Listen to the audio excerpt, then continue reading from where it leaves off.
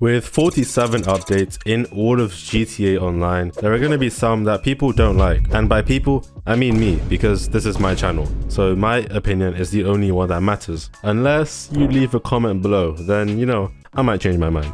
With each of the updates, I'm going to go over what they added and say why I hated it. Starting off with Arena Wars. So obviously we got the Arena Wars game mode, along with all of the versions of vehicles that are compatible in Arena Wars, and we got the Arena Points system, which was pretty cool, I'll admit. We also got some pretty nice cars, like the Doomsday 8, Schlanger GT, Grotti Itali GTO, and Pegassi Tauros, and we got some weapons like the Up and Atomizer, Unholy Hellbringer, and the Widowmaker, which I think is a good place for us to start in terms of what I didn't like about this update. So let's bring in Exhibit A, the Widowmaker, a gun that performs on the same level as the minigun, with the only difference between them being how you unlock them. Because on one hand, the minigun is unlocked at level 120, which by the way is the last thing you can ever unlock with ranks in GTA Online, and it costs $50,000. On the other hand, the Widowmaker costs $500,000 but has no level requirements, which means a new player could run into ammunition and just buy a Widowmaker, which is absolutely insane to me. And the same thing can be said with the Unholy Hellbringer when comparing it with the Combat MG, because they perform the same, with the only difference being the level requirement and the price. Exactly the same as the Widowmaker and the minigun.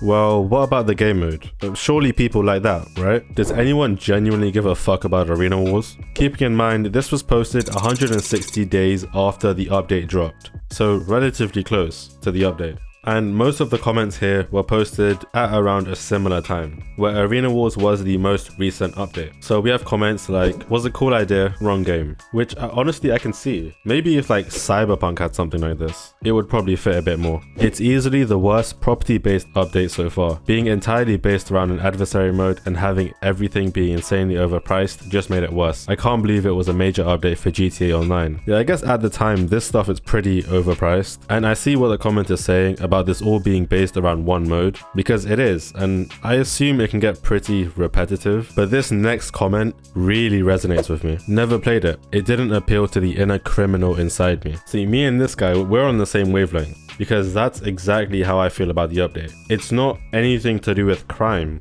in a game about crime. This is some over the top, crazy game mode. Sure, it looks fun, sure, but it doesn't fit the theme of GTA. Next up, we've got the Doomsday update. So obviously we got the Doomsday Heist itself, and a couple of nice cars, I'm gonna be honest, like the Coil Raiden, Ocelot Pariah, and the Fister Neon.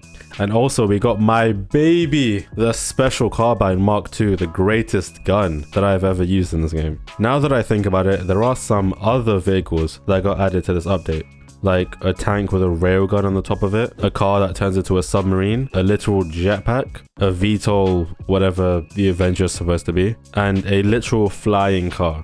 Now, you might have noticed that I separated the normal vehicles and the weird vehicles from this update, because that's the thing I don't like about this update. It kind of has the same problem as the Arena Wars update, as in, it doesn't fit the theme of GTA Online.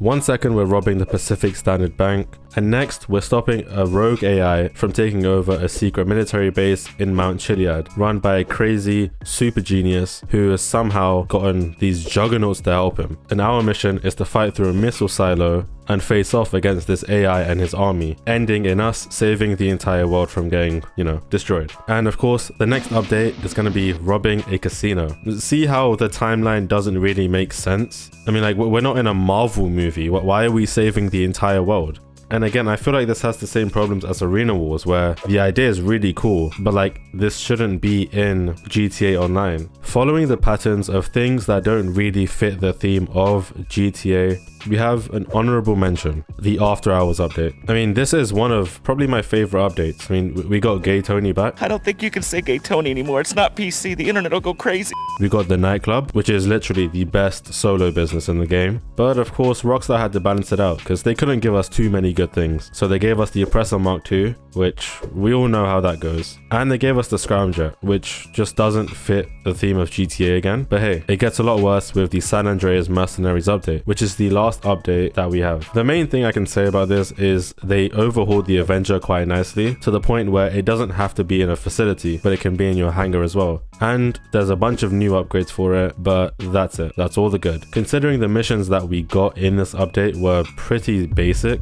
I mean, they were basically contact missions that could only be unlocked by paying like $1 million for one little screen in your Avenger. Oh yeah, and of course, they removed 180 vehicles from websites, which, I mean, they're coming back slowly. But why remove them in the first place? Oh, but then again, they released the Raiju in this update. I freaking love the Raiju. You know, in fact, I'm gonna go fly it right now because the video is over. Bye-bye.